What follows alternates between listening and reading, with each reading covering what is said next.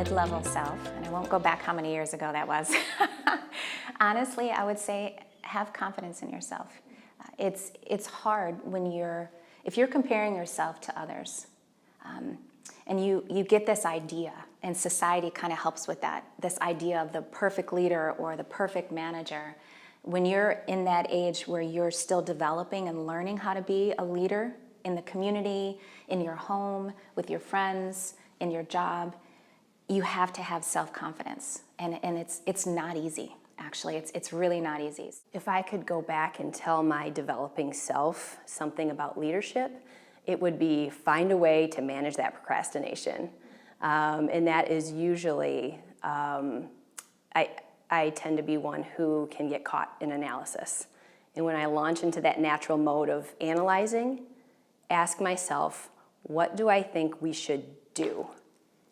Thinking comes easily. What do I think we should do? That's how I can launch myself out of procrastination.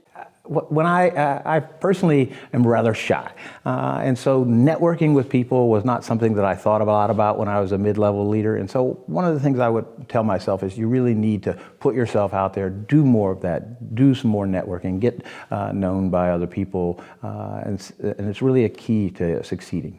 Something I would tell my mid-level, early on self would be that it's not about me. It's really about the team that you're overseeing and their success.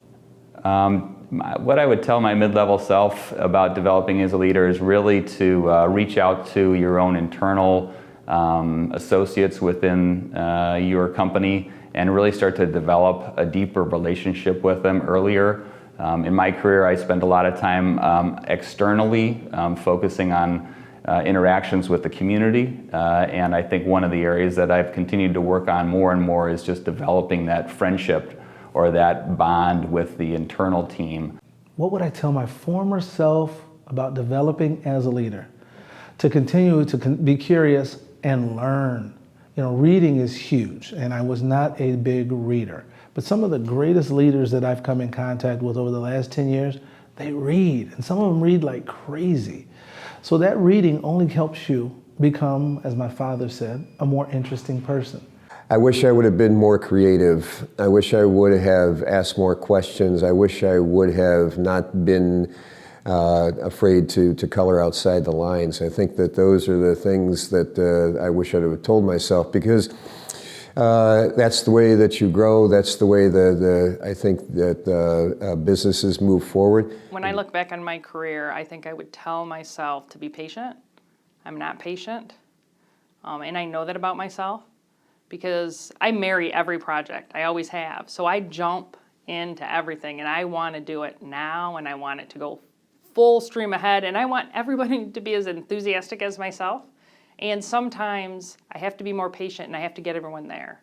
And I've learned over the years how to get everyone there. You know, what advice would I give my mid-career self? Fear less, not be fearless. Being fearless says you jump off the roof with your mother's bed sheet on your back, thinking that it's a parachute. That's foolishness. Fearless says understand that the ramifications of taking risk simply aren't that great.